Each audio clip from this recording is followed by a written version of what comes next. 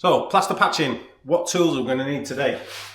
We're going to use knives. We call these knives. They're not really knives, they're like scrapers, but yeah, call them knives, filling knives. You're going to need at least one of these. That's the easiest one to put it on. If you want to splash out and get one, I mean, if you're in Bunnings, which is a big store, you can buy plastic ones, which are really cheap. They're like $2, $3. Get a big one. It won't be as big as this, but get a big one, get the smaller one, they'll do you. If you want a proper one, which is like a stainless steel one, that's like $30. I think that one's $35. But yeah, go and get yourself filling knives.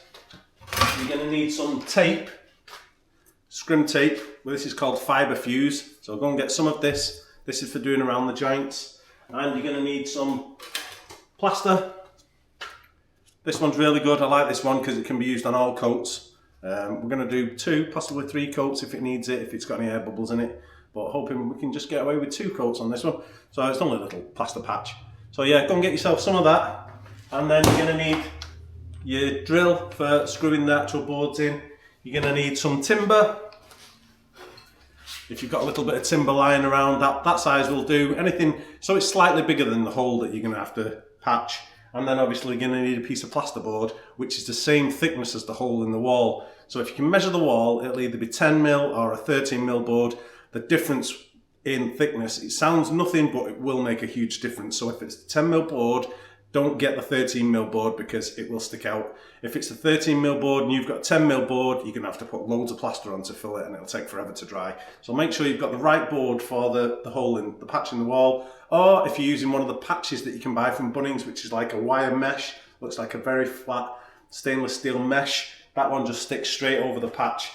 They're good, don't get me wrong, but if it's behind a door and the handle's gone through the wall, I would recommend using plasterboard again because it might just punch that steel in. Whereas this, once it's got the timber behind it, it'll stop it punching through it again. So yeah, this is for like if you've done it with a door handle or something gone through the wall. But it works for all patches. So they're the tools. Oh, and you're going to need a Stanley knife or some kind of saw to cut the hole in the wall. So a pad saw, which is like a jagged hand saw that you can cut through. Something to cut the board. If you've only got a Stanley knife, that'll do fine. You can just trace around the lines. It'll take you a few cuts to do it, but you'll be fine with it. We'll get through it in the end. Anyway, go and get those tools together and then I'll show you how to start. Hello, I'm Anthony at Pro Build Carpenter and today I'm going to be showing you how to fix a hole in the wall. But we haven't got a hole in the wall yet, so we best make one, eh? Right, let's say your door handle's gone through the wall. Common thing that you find in Australia. So this one, just to let you know up front, I'm not an actual plasterer, I'm a carpenter, but I can do patches. So I'm going to show you, if you're a homeowner, this is more for the homeowners this, if you've got a little handle hole behind your door or something and you want to have a go at fixing it, I'm going to show you the basics on how to do it. Basically, there's the hole your handle's made in the door. Right? Obviously, the first thing you're going to find out is how big the hole is. So, let's pretend that's the handle hole. The first thing you need to do is work out how big the hole is and what size patch you're going to need. So I've pre-prepared a little square. Now Bunnings sell these little patches and they're ridiculously priced. So this is with plasterboard as well, I'm going to do it. So it's got a better fix. You can get the little mesh plastic plasters that go over the top, but I don't think that good. So first thing you're going to do, right, the hole is roughly that big. So this is a bit too big. So we're going to cut this down. So for this, I'm going to use my multi-tool, but most likely you'll use a Stanley knife. So let's get ready.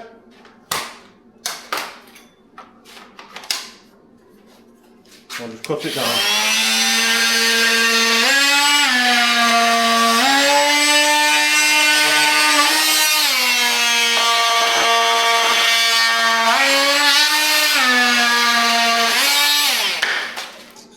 So there's your patch. Now the thing with this is that's a funny shape. Doesn't matter what the shape is. Put that over your hole, roughly centralise it. Draw your shape. And this is why you do it this way as well. Don't cut that hole first and then try and match this in. Always do the hole to the size of your patch.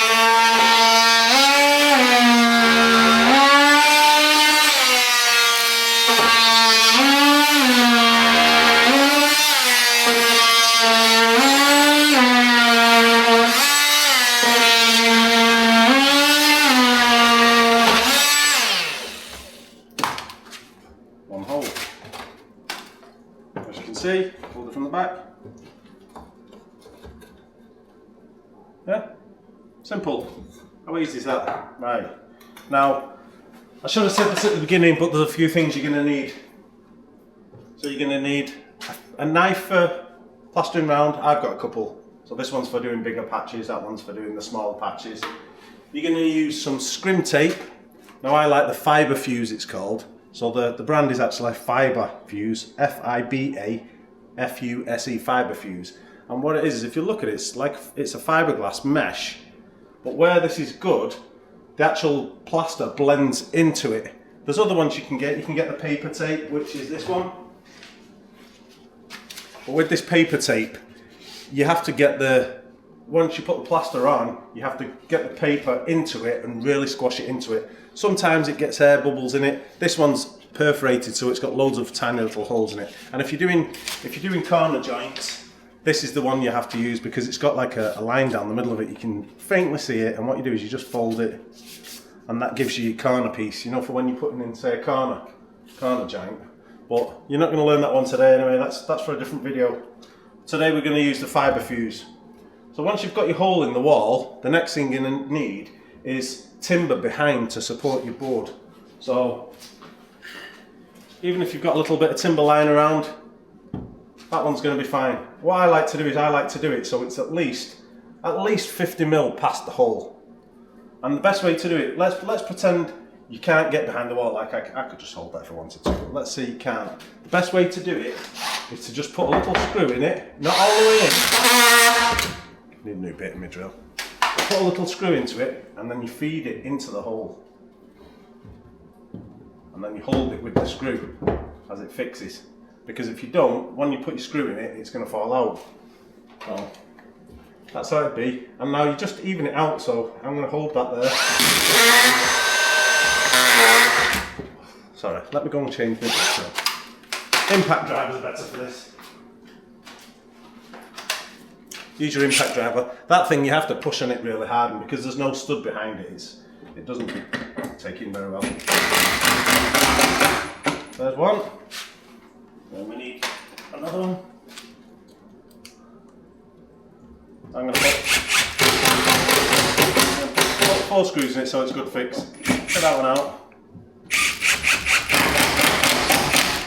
2. I'll put 5 in for good measure.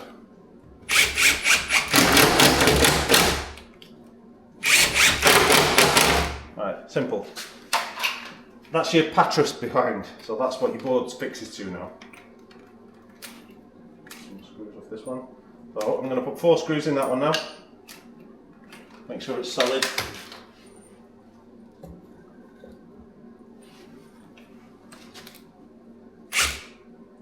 Try and line it up so you get some plaster in the joint. 1, 2, 3, 4. And I'll show you with the screws, you want them to be just pulling the paper in. So if you look, they're just slightly pulling the paper in. They're not flush, they're just slightly in. You don't want them going deep into the board. If they go deep into the board, then you've busted the back of the board out. So just make sure that they don't rip the paper, they just pull the paper slightly in. Right, next step. Plaster. With this one, I like to use this one. Easy flow, all-purpose compound. For this kind of work, you can get a rapid set patch one, which goes off in 10 minutes, but I wouldn't recommend that to you because it goes off quite fast and it's a bit hard to work with. I prefer this one. You'll have to do it in a couple of passes or a couple of coats, but I think it's a good product and it's ready-made in the tub. You can buy small tubs rather than you try and mix it all up by hand. Get some on your trowel, and what you want to do is do it half round. So where the blade is, see how I've done it so it's halfway on the joint? That's what I like to do, so it's got good coverage all the way around. And then pull around the edges, so the edges are nice and tight because you don't want a massive hump in the middle. Once you've got that on, then your Fibre Fuse goes into the tape. So if you've got your knife, all you do is you press it on it. Do it so it's flying past 15-20mm. So 15-20mm, 2 fingers. Think of 2 fingers past. You're not got a tape measure. Then you push it down, put some plaster on, push it down so it gets bonded in. And then I'll do the top one.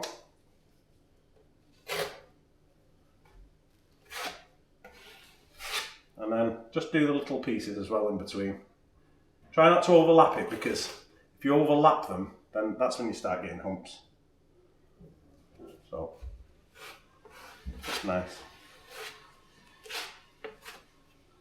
Last one.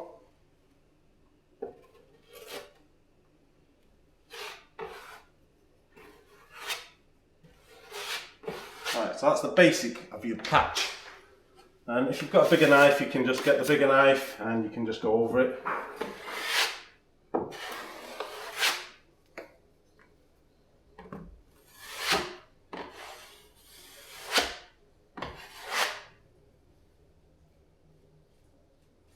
The corners roll up on the tape, just make sure you pull them back down. You can do sometimes. That's it, that's step 1 done, that's the easy part. So now you'll leave this to dry. Make sure it's dries properly. Give it a good day, depending how, if it's a warm day, it might dry a bit faster. If you don't put loads of plaster on, it will dry faster. The less you put on, the faster it will dry. If you put a massive coating on and try and get it all in one, it'll take longer to dry. So I like to put a thin coat on, let that one dry, and then you come back in a couple of hours, sand that lightly with like a sanding block, but I'll show you that later. So we'll let this dry now. So take 5, go and have a coffee.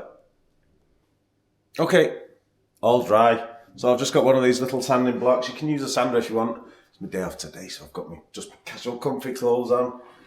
Basically, just give it a light sand. What you want to do is try and get around the edges as flat as you can. The middle, not so much, so just give it a go like that.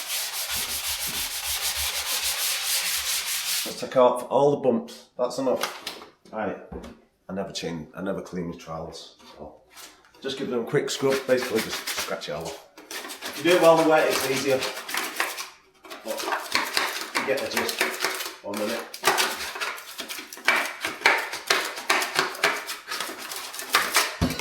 Rushing, we're just about to go out and I seen it dry. I forgot I was doing this video. Plaster. And on this one, it should go on nice and smooth. Making a right mess here, rushing. And that's that, done.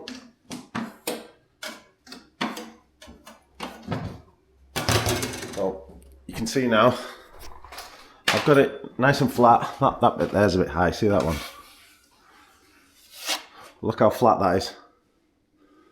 So that's how you want it to be looking once you've done your plaster patch. And then that one now, like I say, sometimes you can get it in 2, sometimes it has to be done in 3, but that for a patch now is fine. I'd let that dry. There's little bits around the edge. Just let that dry, and then I've got a few little ridges there, very small, but they're nothing. So let that dry. When it's done, I'll give it a sand, and then I'll show you what you can do is you can get a light to test it and shine a light at the side of it, and it shows you any imperfections. That's when you give it like your final strike if it needs one. Final strike sounds like a bloody action TV show or something. Yeah, so that's it. That's basically how you patch it. I'll let it dry. I'll leave the camera set up here. It's been set up there for a day and a half. I'll leave the camera there, and then I'll show you how to give it the final sand, and then it's done. But basically, if you're at that stage, I'm sure you'll get it. But I'll leave you here, and I come back, we're just going to go out and do some shopping. So, get on with it. There it is, nice and dry. So, like I said, I did that this morning. So, because the sunlight's been beaming through, it's sort of dried it all up. So, it's looking nice and good. Sandpaper, I use these little sanding blocks. They're about $3, $4 from Bunnings. You can use a 120 if it's a bit lumpy. Go for a 240 if you want it really smooth. And basically just, like I say, you just want to feather the corners in, feather the sides in. Because what happens is if you leave a ridge, when you paint, you'll see the ridge in your paint. So you need to get all the sides so they're nice and flat.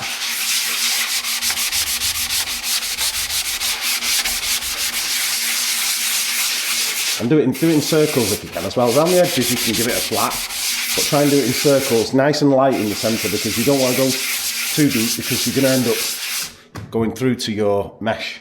So if you look at that now, it's nice and flat. That'll do you. I mean, it's a patch. If you really want to be fussy, you can get your torch out. Watch, see you now on the phone. So you can get a torch out and you can shine it on it. It's a bit light now with the sunlight coming through, but if it's dark, you can actually see, I don't know whether you can see them, so there's a couple of little scratches there. I mean, for what it is for a patch, that's going to do you.